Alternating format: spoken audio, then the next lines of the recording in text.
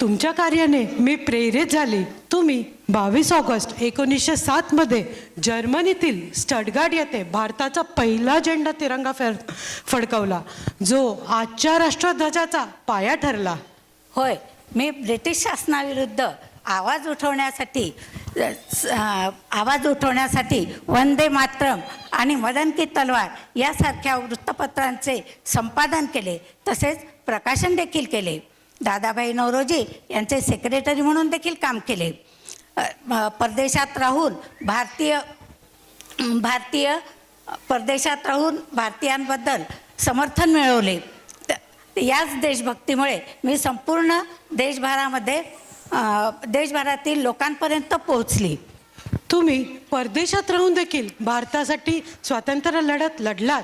त्याहूनही तुम्ही तिथल्या भारतीय क्रांतिकारकांना मदत देखील केली. ते करता करता तुम्ही महिलांनाही प्रोत्साहन दिले की तुम्ही या लढ्यात सहभागी व्हा. होय, स्वातंत्र्य लढ्यात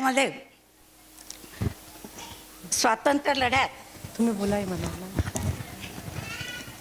भारतीय स्वातंत्र्य लढ्यात अत्यंत धाडसी, क्रांतिकारी आणि जागतिक स्तरावर भारतीयांचे प्रतिनिधित्व मी केले.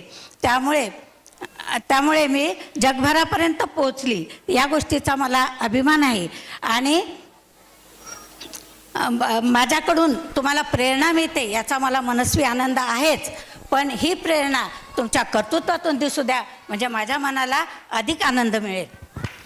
तर आजच्या मॅडम कामाचं सगळ्या सखींसाठी असं मत असेल की आपण कोणतीही परिस्थिती असो आपल्यासमोर, प्रतिकूल किंवा अनुकूल, आपण आपल्या ध्येयाकडे एकनिष्ठेने काम करावं व ते ध्येय साध्य करताना हे लक्षात ठेवावं की आपण इतरांनाही पुढे नेत आहोत. थँक्यू. थँक्यू.